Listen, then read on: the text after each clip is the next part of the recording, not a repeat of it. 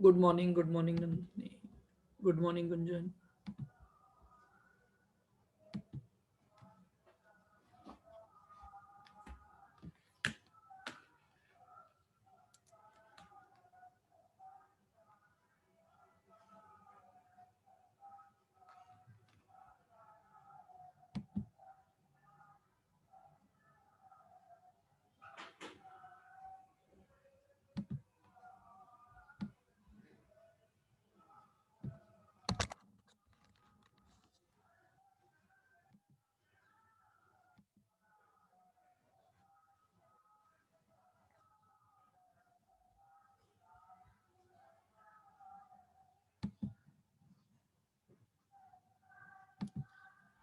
Good morning good morning.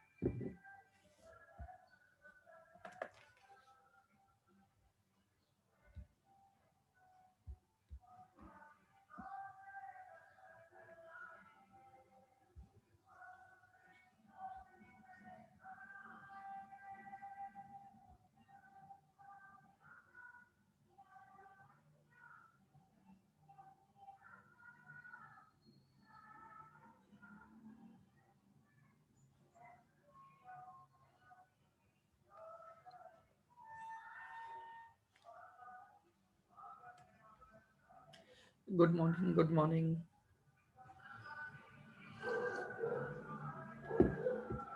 चलिए, हम hospital का क्वेश्चन कर रहे थे।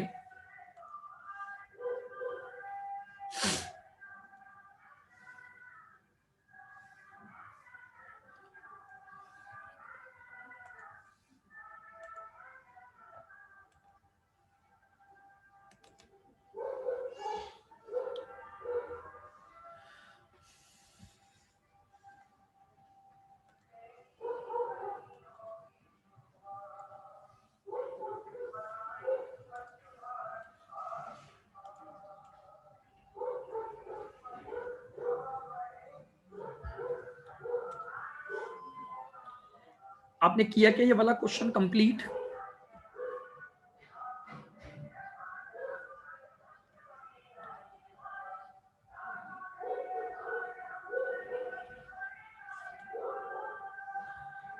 चलिए, तो हम करते हैं, कोई बात नहीं है।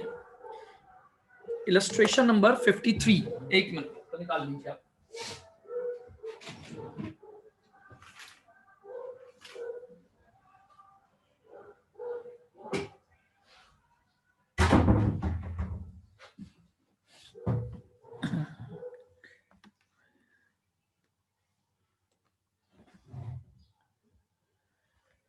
हाँ, कोई बात नहीं, अभी अपन देख लेते हैं क्या पॉइंट में दिक्कत आ रही है। चलिए, करें start.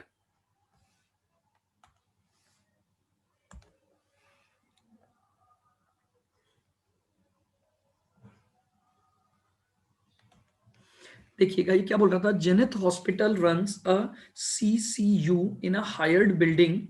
CCU consist of 35 beds and 5 more beds can be added if required. आपको रेंट पर मंथ दे रखा है, सुपरवाइजर की सैलरी। तो हम कॉस्ट शीट बनाते हैं। हमने पेशेंट डेज कितने कैलकुलेट किए हुए?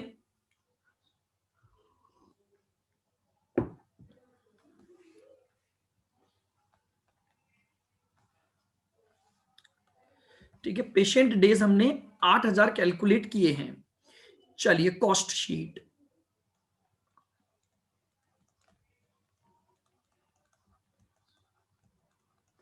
कॉस्ट शीट चलिएगा। सबसे पहले रेंट, आपको रेंट पर मंथ दे रखा है 75,000, तो 75,000 इंटू 12, 9 लाख का तो आपका रेंट आ गया।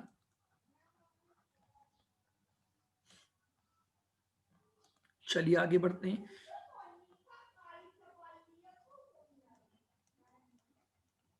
नाउ सैलरी, सैलरी में एक तो है सुपरवाइजर,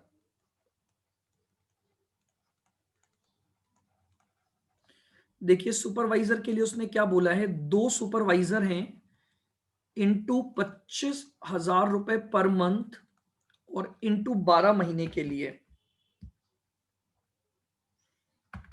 25 इंटू 2,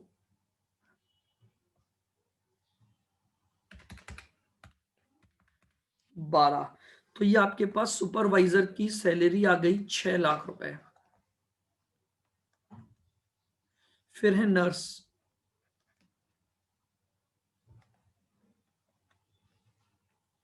तो नर्सेज आपको कितनी दे रखी हैं,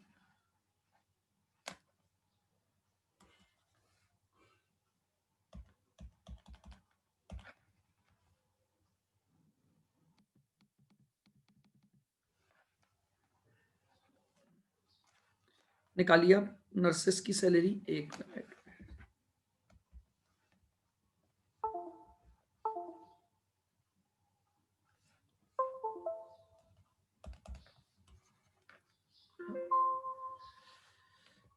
हैंग हो गया।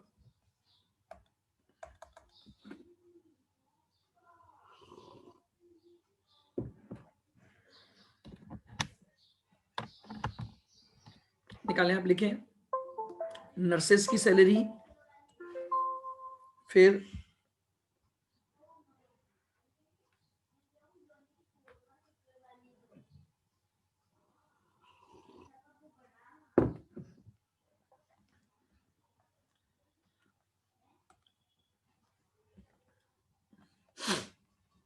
हाँ नर्सेस की सैलरी कितनी आ गई, 9,60,000। फिर वार्ड बॉय की सैलरी,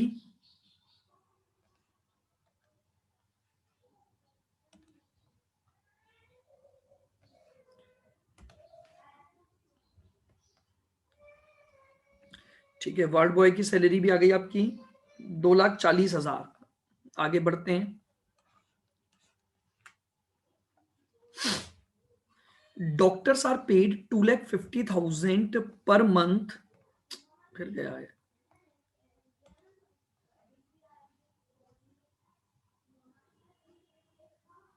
चलिए तो लिख दीजिए डॉक्टर्स फीस 2,50,000 इंटू 12, ये आपके पास डॉक्टर की फीस आ जाएगी।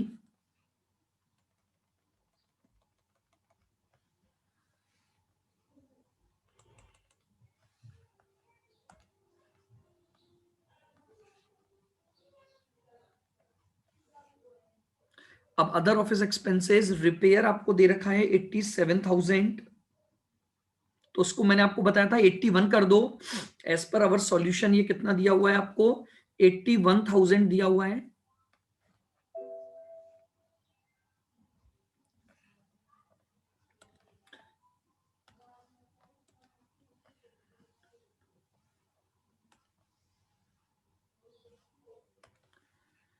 फिर फूड टू पेशेंट वेरिएबल है 8,80,000, लिख दीजिए। फिर other services to the patient 3 lakh, laundry charges 6 lakh, medicine 750, other fixed 1080, और एडमिनिस्ट्रेशन एक्सपेंसेस 10 लाख।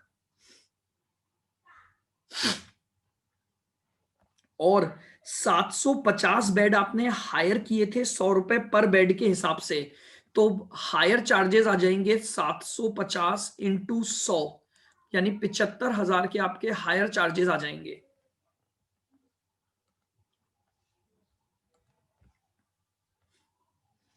टोटल करिए कॉस्ट का टोटल कितना आया,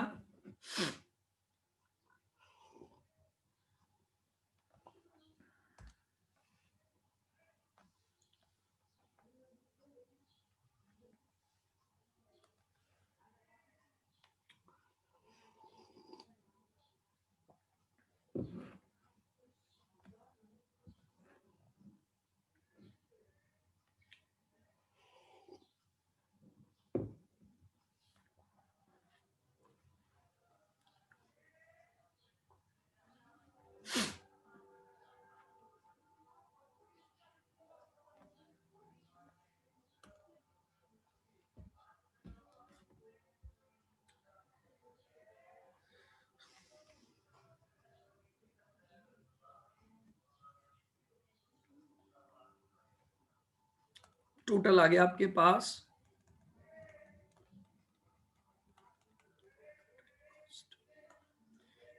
104,666,000। अब रेवेन्यू लिख दीजिए।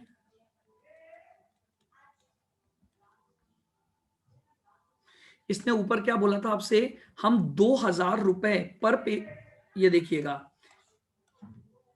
अगर आप 2,000 रुपए पर पेशेंट डे लेते हो तो आपकी जो रेवेन्यू आएगी वो कितनी आ जाएगी, 8,000 आपके पेशेंट डे इंटू 2,000 उसके चार्जेस, तो 8,000 इंटू 2,000, 1,60,00,000। तो प्रॉफिट निकाल लो, ये तो उसने पहला क्वेश्चन आपसे मांगा था। प्रॉफिट आ जाएगा, प्रॉफिट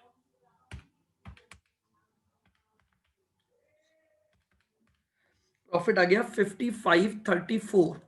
क्या यही आ रहा है? प्रॉफिट आ जाएगा 55,34,000।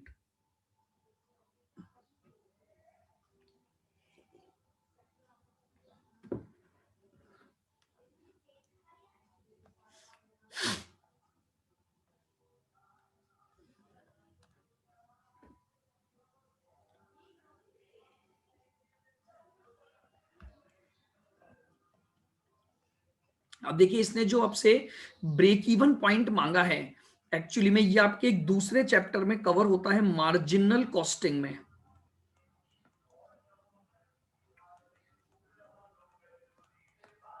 आपका पढ़ा हुआ थोड़ी है ब्रेक इवन का फॉर्मूला वगैरह कुछ भी।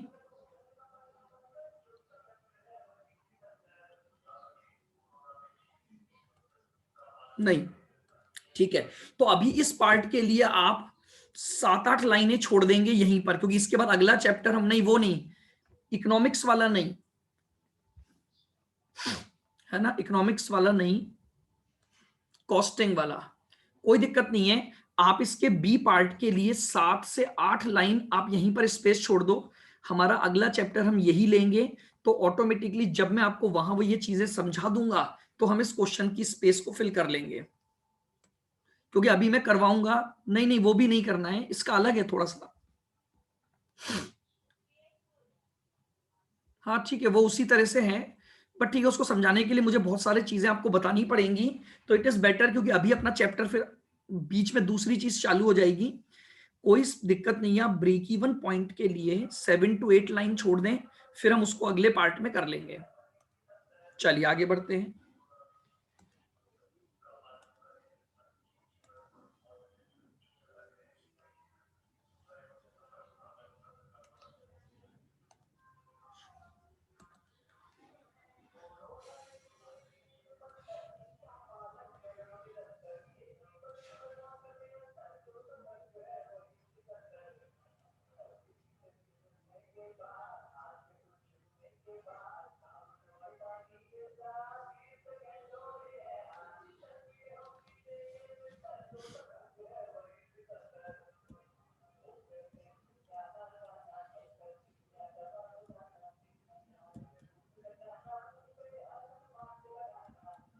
ये आपको दिख रहा है जून 2015 डी क्वेश्चन, माही ट्रांसपोर्ट कंपनी।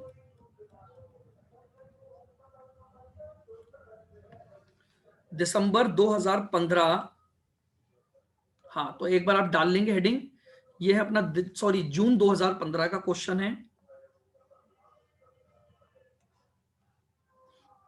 अब इसमें आप मेरी मदद करेंगे पूरी तरह से। देखिए, यहां तो आपको नीचे तो सारी कॉस्ट शीट दी हुई है, अब इसको पढ़ते हैं। देखो ये क्या बोल रहा है, Mahi transport company operates a luxury bus which run between Delhi to Jaipur and back for 10 days in a month। देखिए महीने में 10 डेज क्या होता है, लिसन वेरी केयरफुली। जो बस है ना, वो दिल्ली से जयपुर जाती है और वापस लौट कर आ जाती है।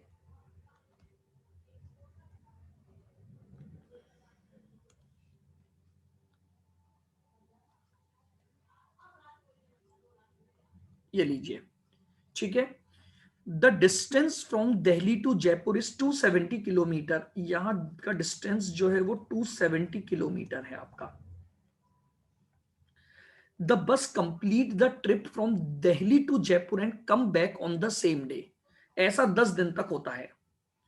The bus goes on a Delhi Agra trip for 10 days in a month. अगले 10 days में ये बस क्या करती है, दिल्ली से आगरा का ट्रिप करती है, ठीक है। The trip is also completed on the same day. लौट कर वापस आ जाती है और दूरी है दिल्ली से आगरा की 180 kilometre. 4 days in a month आप अपनी लोकल सिटी में जाते हो और 4 days लोकल सिटी में आप डेली 65 किलोमीटर कवर करते हो। 4 days लोकल 65 किलोमीटर्स। ये तो इसने पहले पैराग्राफ का डेटा दिया आपको। आगे बढ़ता हूं। अब इसने कॉस्ट शीट देना चालू की, फिर कॉस्ट शीट के नीचे कुछ बातें दोबारा लिखी। जब बस जयपुर जाती है तो 90% ऑक्यूपेंसी लेवल रहता है। यहां पर 90% ऑक्यूपेंसी लेवल है, ठीक है। And 80% when it goes to Agra. Agra जाते हो तो 80% ऑक्यूपेंसी लेवल रहता है और it is always full when it run within the city. और विद इन द सिटी में इसका ऑक्यूपेंसी लेवल 100% रहता है। चलिए फटाफट से आप मुझे स्टेप 1 कैलकुलेट करके बताएंगे।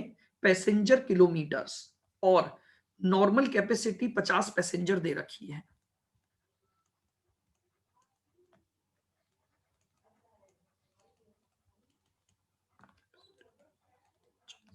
मैंने सारा डेटा यहां लिख दिया है जितना इस क्वेश्चन में काम आ रहा है। अब आप मुझे फटाफट से कैलकुलेट करके बताएंगे पैसेंजर किलोमीटर्स।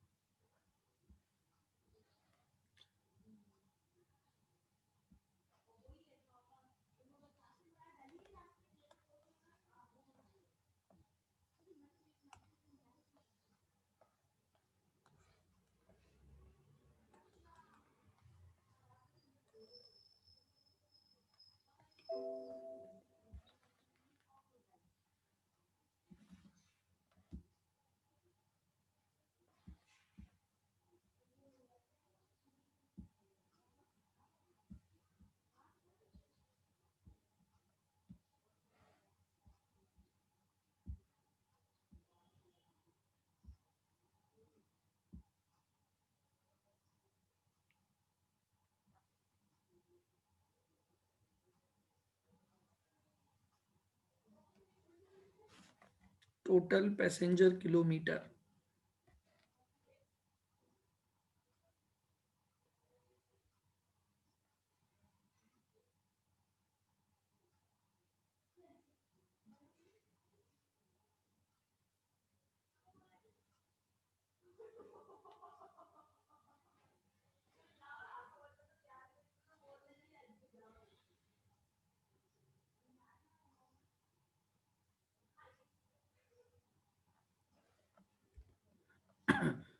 206500 बता रहे हो आप।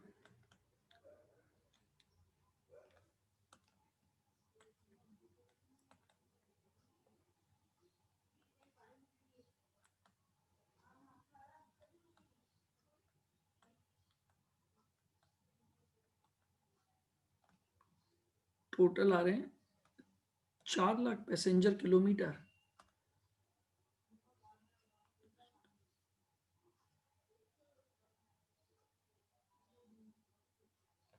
देखो दिल्ली से जयपुर का निकालते हैं। देखो 270 किलोमीटर इंटू 2 जाना और आना इंटू 10 दिन ऐसा होगा, इंटू 50 पैसेंजर जाएंगे और इंटू 90% ऑक्यूपेंसी होगी। तो ये तो आ गया दिल्ली से जयपुर, 270 इंटू 2 इंटू 10 इंटू 50 और इंटू 90%, तो 2,43,000 तो आ गया दिल्ली से जयपुर का।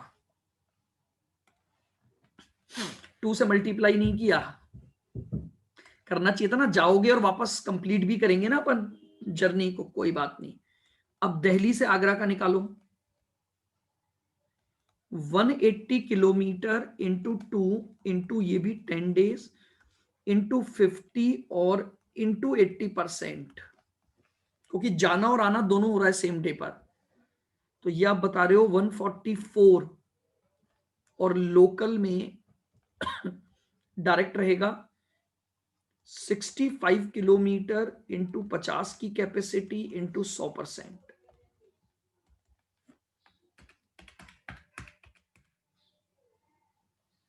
और इंटू 4 डेज 13,000। अब सबको जोड़ दो, तो 13 प्लस 144 प्लस 243, ये आपका आ गया 4 लाख। ये आपके टोटल पैसेंजर किलोमीटर आ गए।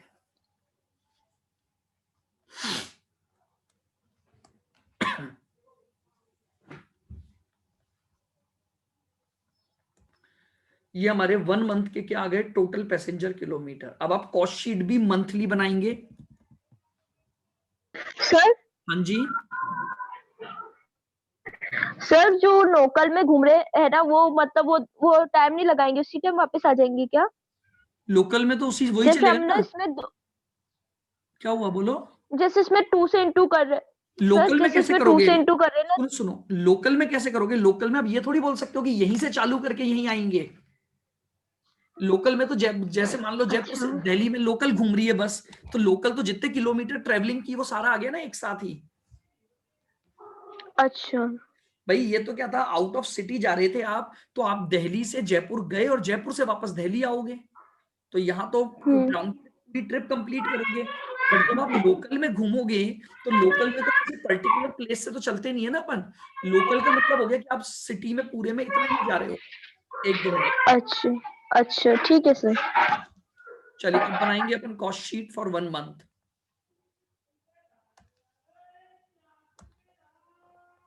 एक्सपेंसेस दिखा देता हूं आपको मैं। अब आपको जितने भी खर्चे दिए हुए हैं सारे खर्चे लिखें और कॉस्ट शीट बनाएं। यहां से खर्चे स्टार्ट हैं।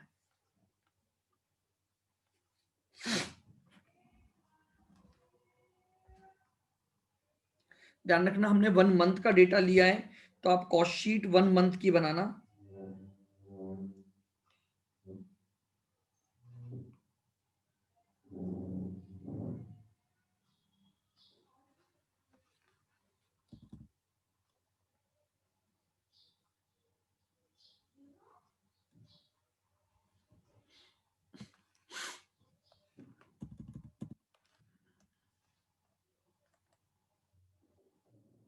लीजिए, पहले यहां से सबसे पहले डेप्रीसिएशन निकाल लो, फिर salary of driver, salary of conductor, salary of part time accountant और इंश्योरेंस का खर्चा। डेप्रीसिएशन 1 महीने का निकालोगे तो 15 लाख पे 15% इंटू 1/12।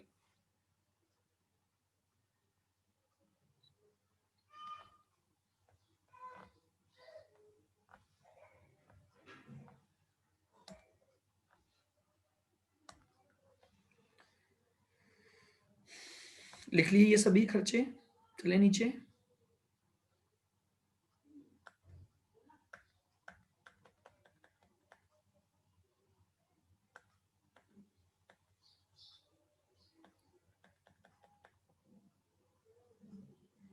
फिर ये खर्चे हैं diesel, token tax, lubricant oil, repair maintenance, permit fees. सारे खर्चे लिख दीजिए पर मंथ के, ध्यान रखना। और फिर मुझे बताइए टोटल कितना आ रहा है एक्सपेंसेस का।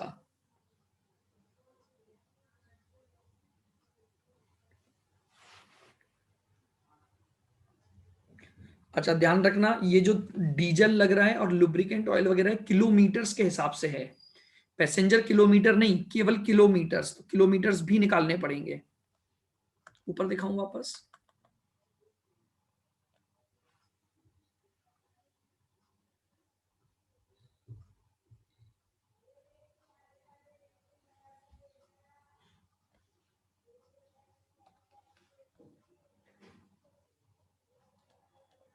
दिल्ली से जयपुर के किलोमीटर निकालोगे कितने? 270 इंटू 2 और इंटू 10। फिर दिल्ली से आगरा के किलोमीटर,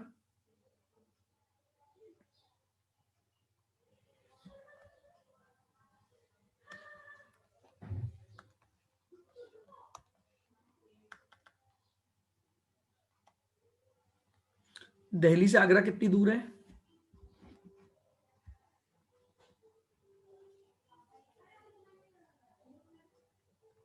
180। तो ये हो गया 180 इंटू 2 इंटू 10, और लोकल का हो गया 4 इंटू 65। ये आपके टोटल किलोमीटर आ जाएंगे, जिस पर आपकी डीजल की कॉस्ट और लुब्रिकेंट ऑयल की कॉस्ट आ जाएगी। निकाल दें।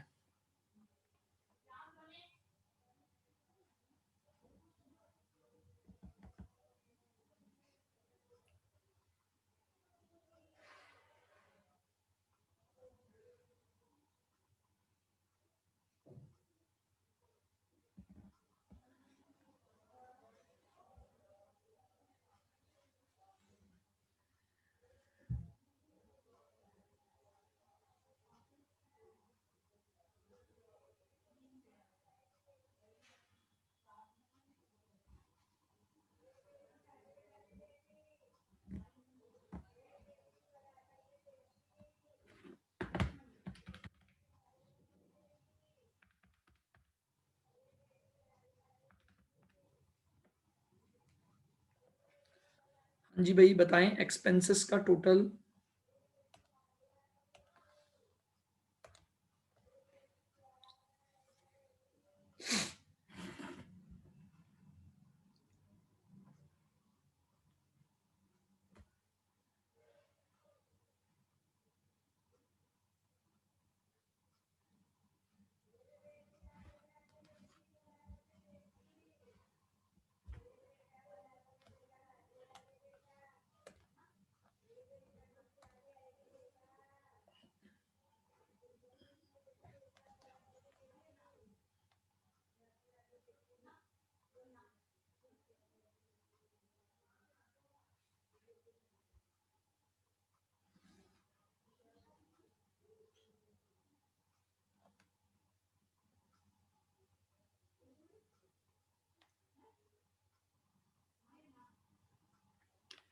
क्या हुआ भाई, हो गए क्या एक्सपेंस? लिख दिए सारे सबने?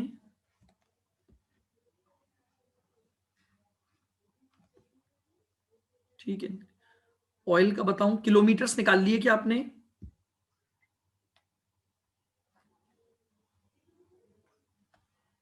किलोमीटर्स बताइए कितने आ रहे हैं टोटल? कितने आ रहे हैं टोटल किलोमीटर्स? 9260। चलिए, आपके जो टोटल किलोमीटर्स आ रहे हैं वो आ रहे हैं 9260। अब ध्यान से सुनना, डीजल के लिए निकालते हैं सबसे पहले। ये क्या बोल रहा है कि अगर 1 लीटर डीजल लोगे तो 5 किलोमीटर रन कर सकते हो। तो सबसे पहले निकालो टोटल डीजल रिक्वायर्ड। कैसे निकालूंगा? 9260 किलोमीटर जाना है, और 1 लीटर में 5 किलोमीटर जाऊंगा, तो इतने लीटर डीजल की मुझे जरूरत पड़ेगी। यानी मुझे 1852 लीटर डीजल चाहिए, और 1852 litre multiply by 49 rupees per litre, तो ये आ गया 90748। ये तो आ गई आपकी डीजल की कॉस्ट।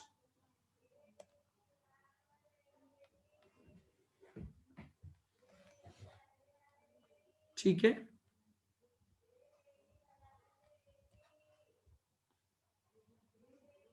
नंदिनी क्लियर है?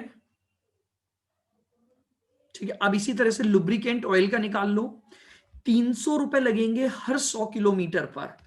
तो देखो, आप गए total 9260 kilometre, divide by 100 into 300 रुपए, तो ये आपके लुब्रिकेंट ऑयल की कॉस्ट आ जाएगी।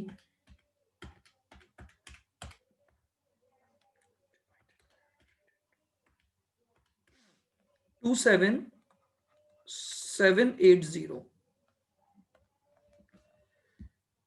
ये लो, ये आपके पास आ गई दोनों कॉस्ट। और बताओ। सर हाँ जी, टोटल डीजल में आपने 5 से डिवाइड क्यों करा? दे रखा है ना, 1 लीटर अगर डीजल खरीदोगे तो 5 किलोमीटर गाड़ी चलेगी। तो इतने किलोमीटर रन करने के लिए कितने लीटर डीजल चाहिए होगा आपको, तो डिवाइड बाय और 5 हो जाएगी। और हाँ ये ना एक की आ गई, फिर आपने इंटू 49 से कर दिया। हाँ ठीक है जी। सर। और क्या पूछा था अनुश्री ने? 9260 कैसा है अनुश्री? किलोमीटर्स निकाले मैंने, ये देखो। दिल्ली से जयपुर गया, 270 किलोमीटर जाना और आना, और ऐसा 10 दिन तक हुआ। 1 किलोमीटर तो ये आ गए। दिल्ली से आगरा गया, तो 180 इंटू 2 इंटू 10 डेज ये आ गए। और लोकल में 4 दिन 65 किलोमीटर। इन तीनों का ये जो टोटल आएगा, ये आ जाएगा 9260 किलोमीटर्स।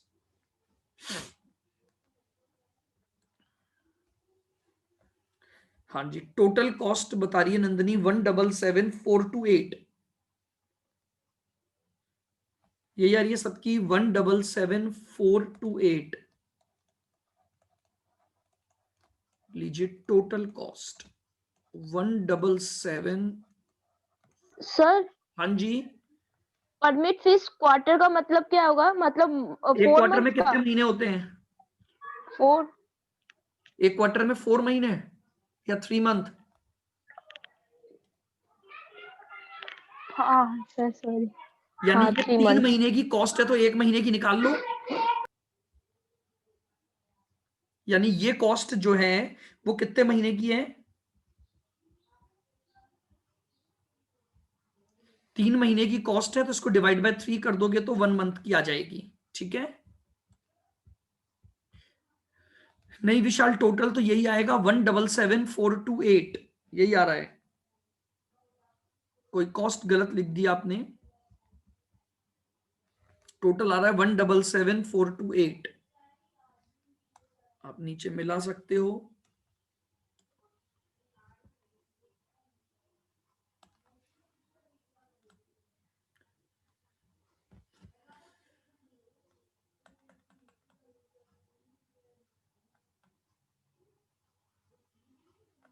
ये देखिएगा, एक एक कॉस्ट मिला लो आप। ड्राइवर की salary 9,000, conductor salary 8,000, part time accountant 4.5, depreciation 1 महीने का, इंश्योरेंस डिवाइड बाय 3 करके, टोकन टैक्स डिवाइड बाय 3 करके, repair and maintenance, permit fees.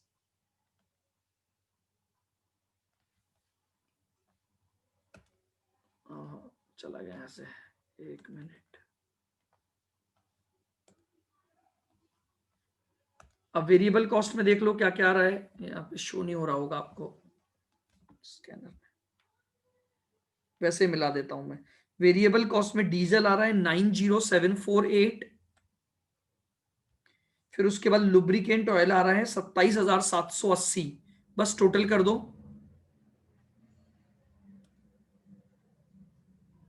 तो टोटल फिर आपने गलत किया है, 177,428 ही आएगा इन सबका टोटल। तो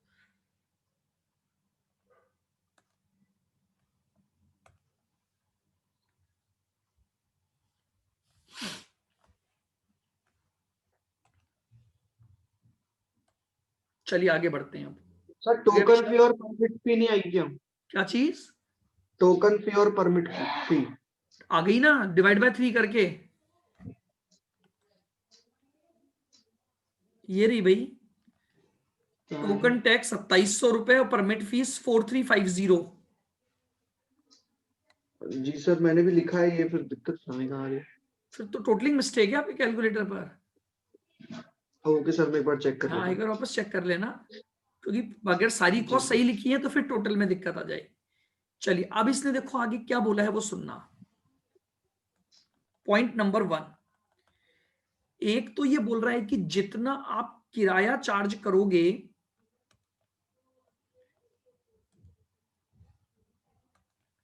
उस पर 25% आपका पैसेंजर टैक्स लगेगा, और प्रॉफिट जो कमाते हो वो रेवेन्यू पर 33/1/3 कमाते हो।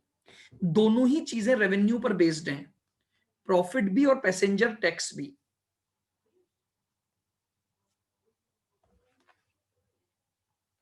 अब मेरी बात को ध्यान से सुनना, वही तरीका इक्वेशन वाला। सबसे पहले मैं क्या करता हूं, टेकिंग्स को या रेवेन्यू को एक्स मान लेता हूं।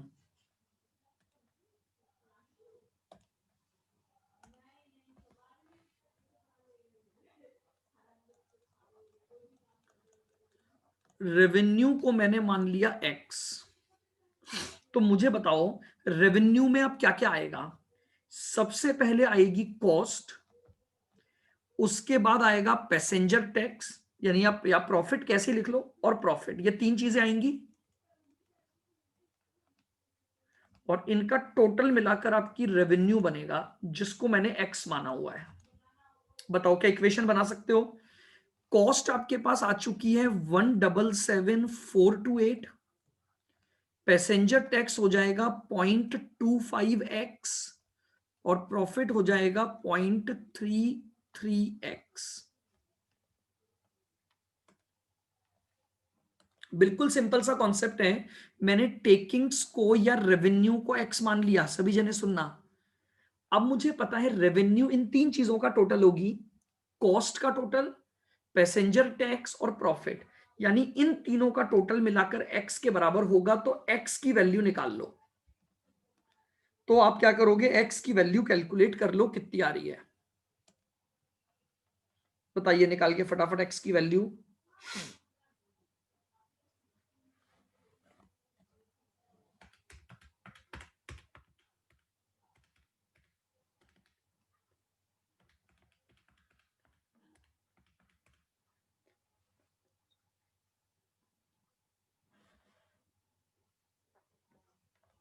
तो थोड़ा बहुत डिफरेंस आ सकता है, ये एक्चुअली में 1/3.33, एक इसको ज्यादा लेंगे तो अपन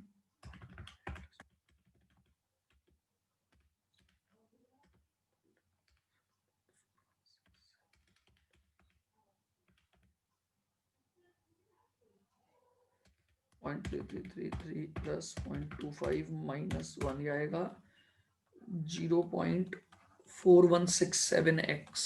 अगर मैं डिजिट्स बढ़ा दूंगा अगर, क्योंकि 0.33 में से ज्यादा लेना पड़ेगा आपको, क्योंकि 1/3 का मतलब होता है 33.33%, नहीं तो वो थोड़ा आंसर गड़बड़ हो जाएगा। Is equal to 1777428। तो x की वैल्यू निकाल लो, 1777428 डिवाइड बाय 0.4167, 425,793।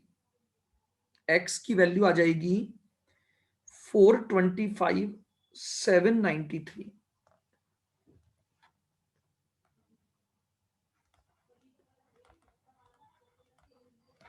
आप पैसेंजर टैक्स भी निकाल सकते हो और प्रॉफिट भी निकाल सकते हो, तो आपकी कॉस्ट शीट कंप्लीट हो जाएगी।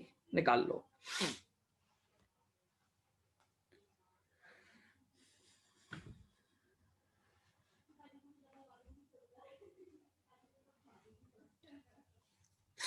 बताइए। सर हाँ जी, जो वो प्रॉफिट पे था 33.33%, उसे आपने कॉस्ट में कन्वर्ट किया है ना? नहीं नहीं नहीं, मैंने एज इट इज ही एक्स समझो। प्रॉफिट को सेल्स पर दे रखा था ना, मैंने सेल्स को एक्स मान लिया, तो डायरेक्ट ही आ जाएगा ना 0.3333x। कन्वर्ट क्यों करना है।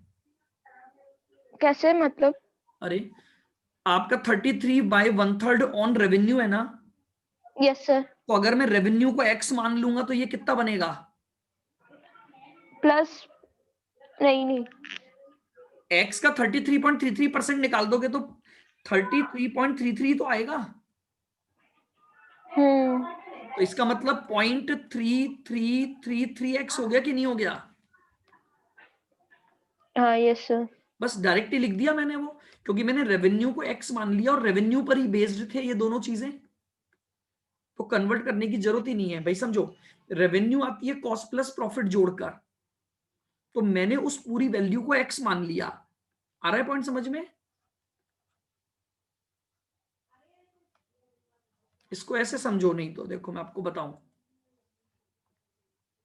भाई, मान लो फॉर एग्जांपल मैं आपको बोल रहा हूं कि आपकी सेल्स 100 रुपए है और आपका जो प्रॉफिट है वो 15% ऑन सेल्स है, तो आप सीधे सीधे 100 का ही तो 15% निकालोगे कि नहीं निकालोगे? बोलो।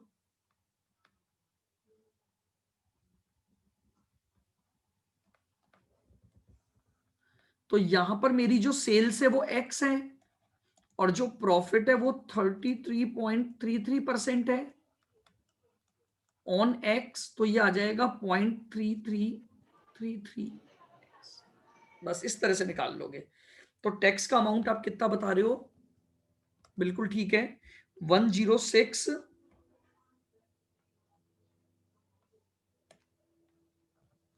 106,448, ठीक है।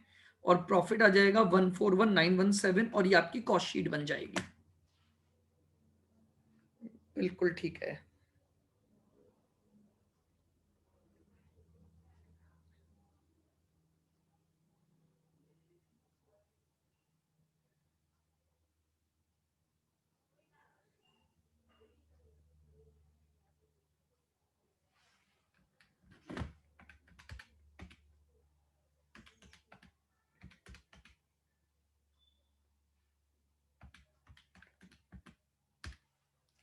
बोले ठीक है, प्रॉफिट 141,917।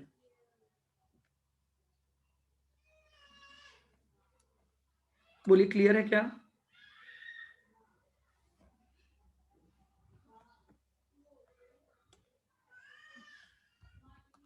तो ये मैंने आपको 3 चीजें अपन ने इस चैप्टर में कर ली हैं। अब बस कुछ क्वेश्चन जो आपको मॉड्यूल के और वो मुझे करवाने हैं। ट्रांसपोर्ट वाला पार्ट,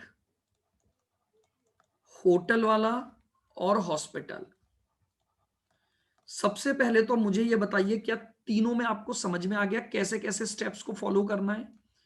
सभी की कॉस्ट यूनिट बस जो डिफरेंट है वो देखनी है, कॉस्ट शीट बनानी है और उसके बाद आपको वैल्यू कैलकुलेट करनी है।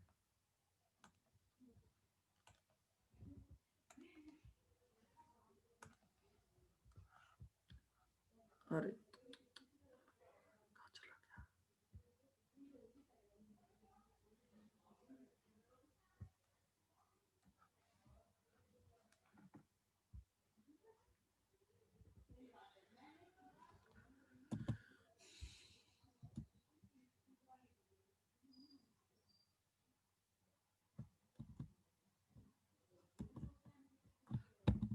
एक सेकेंड।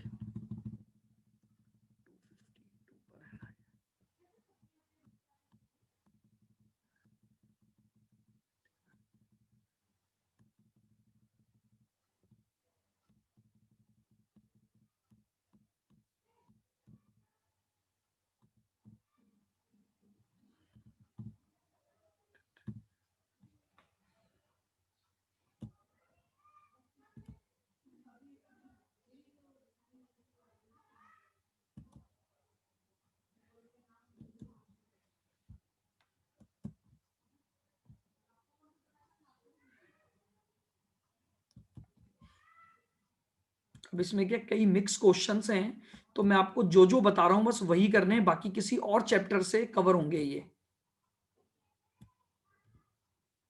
रिवर्स चलता हूं यहां से आपके पास, ताकि एक बार आपके इन तीनों के प्रैक्टिस आपकी पूरी हो जाए अच्छे से।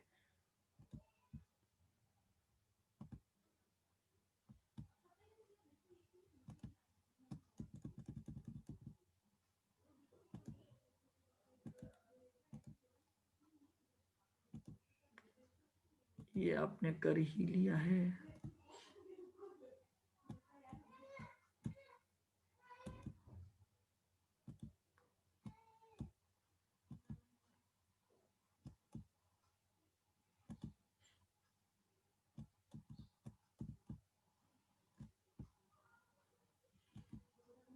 तो मिक्स क्वेश्चन है तो आपके पास मेरे हिसाब से।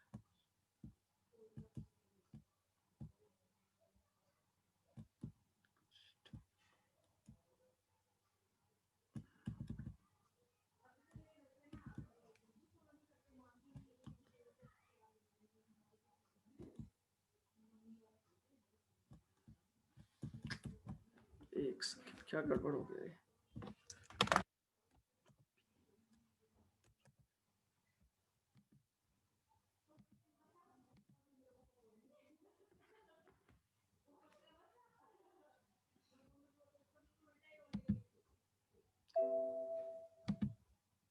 हैंग हो गया।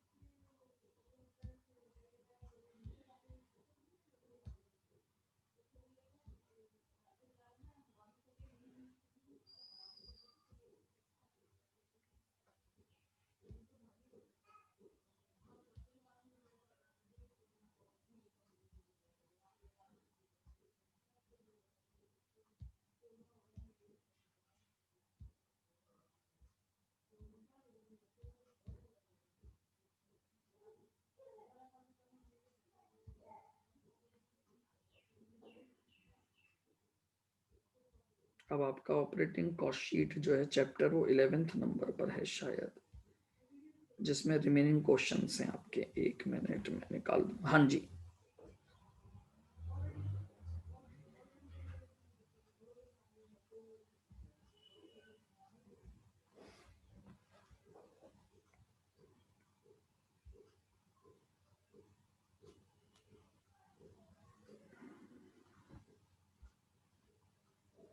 पेज नंबर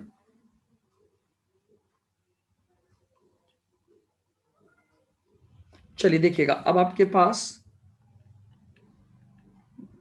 जो कुछ क्वेश्चंस हैं आप कर सकते हैं। जून 2010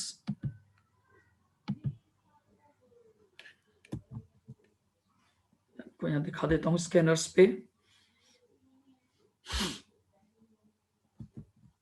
देखिएगा, एक क्वेश्चन तो आपका ये है, जून 2010 जेनिथ ट्रांसपोर्ट कंपनी,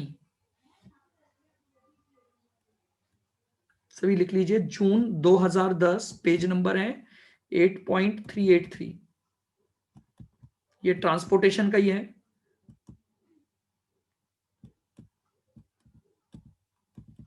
ये पावर का है। अब एक्चुअली में प्रॉब्लम क्या है, ये आपके ओल्ड कोर्स का है, समझना। अब आपके मॉड्यूल में इन्होंने स्पेसिफाई कर दिया कि ट्रांसपोर्ट, होटल एंड हॉस्पिटल, जबकि ये पुराना 2008 के सिलेबस का क्वेश्चन है। फिर भी हम इसको एक बार कर लेंगे, अगर हमारे स्कैनर्स में दिया हुआ है तो। अभी आपको नहीं करना है जून 11, ये मैं करवाऊंगा।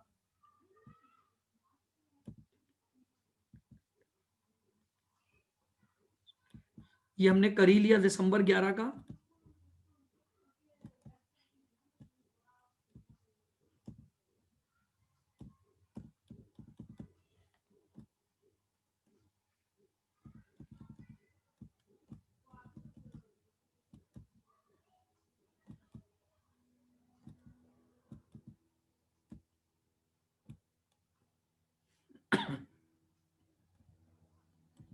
ये भी मैं करवाऊंगा, आपको नहीं करना है। हाँ जी, नेक्स्ट आपको करना है जून 14। ये भी आपका ट्रांसपोर्टेशन का ही क्वेश्चन है। आप देखेंगे तो मैक्सिमम क्वेश्चन आपके पास जो आए हैं वो ट्रांसपोर्टेशन के हैं, तो जून 14 करना है। फिर जून 15 करना है 1D।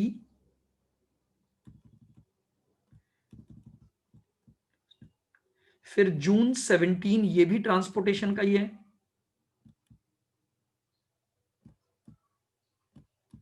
फिर उसके बाद ये फिर ट्रांसपोर्टेशन का है, दिसंबर 17। दिसंबर 17, फिर जून 18, ये भी ट्रांसपोर्टेशन का है। जून 18 ये भी आपका ट्रांसपोर्टेशन का है,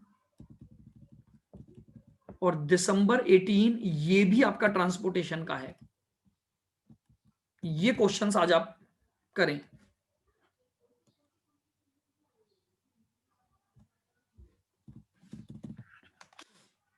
ठीक है, ये क्वेश्चंस आप कर लें आज कल में, और कोशिश करें सब जने टाइम पर निपटा लें, ताकि अपनी दोनों चैप्टरों की जो प्रॉब्लम क्लास है वो कवर अप हो जाए। प्रोसेस वाली भी बची हुई है, पहले आपने किए नहीं थे, फिर सैटरडे को आपका ऑफ हो गया, तो अब हम पहले इन दोनों चैप्टरों की प्रॉब्लम क्लास रख के फिर नया चैप्टर चालू करेंगे। तो आप जल्द से जल्द कोशिश करें। प्रोसेस के तो आपने कर लिए होंगे, नहीं किए हैं तो आज कर लेना। इसके लिए आप एक दिन है आपके पास, और ताकि हम इन दोनों चैप्टरों को फिर कंप्लीट करके अपने नेक्स्ट चैप्टर पर आए, नहीं तो फिर आपके पास प्रॉब्लम क्लास पेंडिंग हो जाएगी। ठीक है, तो आप ये क्वेश्चंस करना स्टार्ट कर दें इसके।